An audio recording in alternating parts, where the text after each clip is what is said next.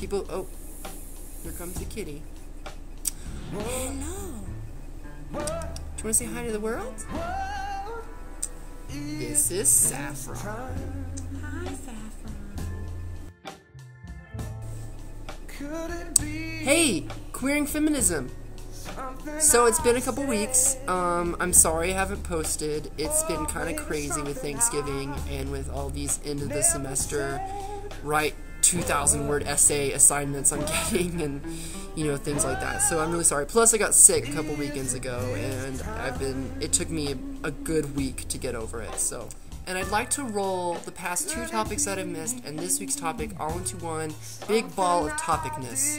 Transphobia, cis-privilege, gay white male privilege, and biphobia in queer spaces. When I think about privilege, I think about something, I don't know if this is how other people define it, but this is what I think about. Okay, I took a multicultural education class a few semesters ago, and one of the things that really struck me about it was people who had grown up in a very, like, insulated, white world approached people of different races as though, not really just different races, but people of different, you know, class, like socioeconomic class, as if their lives were inherently worse.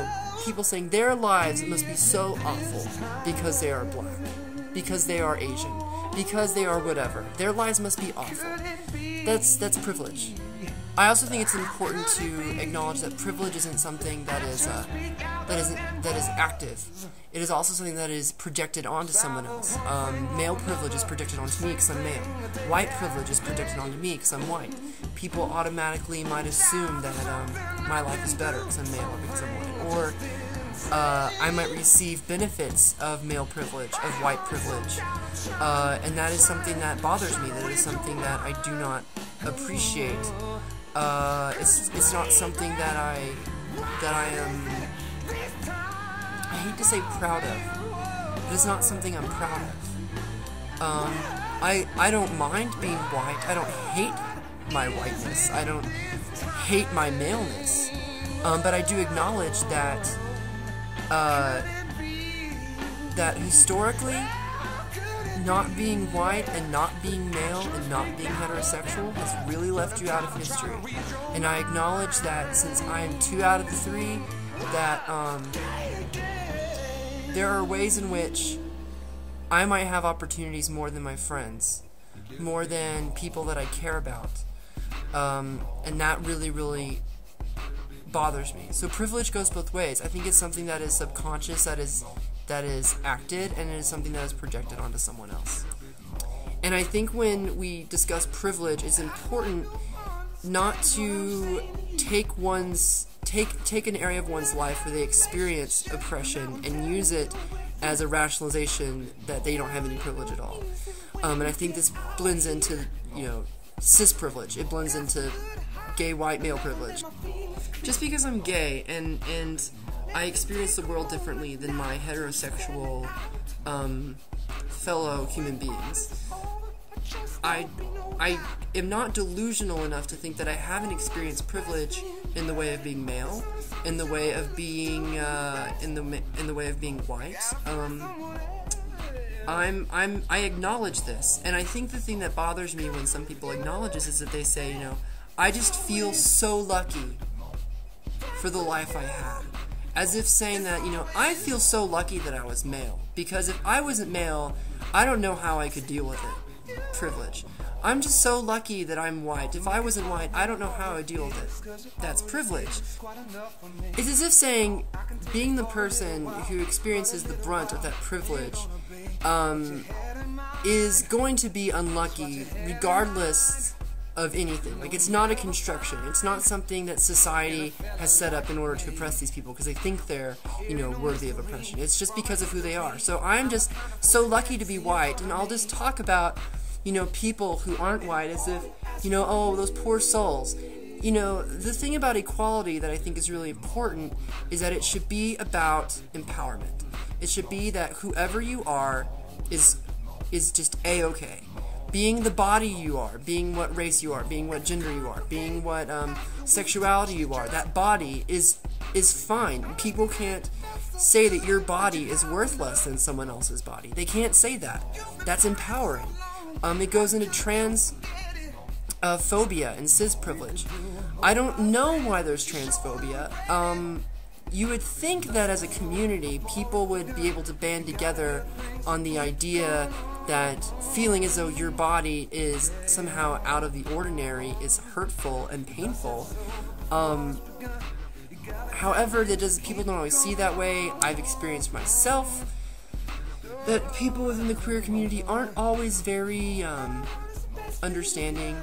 So that's an individual thing. It's not a community-wide thing. But I mean, as a community of individuals, they're going to be intolerant. There's going to be intolerance. That's just how it is. But anyway, you would think that within the queer community, more people would be able to accept transsexuality because of this idea that, you know, your body, the body that you should be, is not wrong, you know? And when I think about that, I think about biphobia also, but in a kind of a different way. I don't know if there's, like, you know, queer privilege, people who are like, you know, I'm more privileged than you because I'm actually queer and you're bisexual, you're only kind of like half gay. I mean, okay, there are people that are like that, and that's really offensive. You know, like, bi now, gay later. I have some really close bisexual friends, and it's hard for them because there are people like that who think as though being all the way queer is somehow better or more, you know, rainbow pride than being bisexual, when in reality, a lot of people who are bisexual, for some people it's even harder for them because they have to go to their family and say, I'm not necessarily gay, I'm not necessarily straight, I fall in love with the people I fall in love with, I'm attracted to both genders.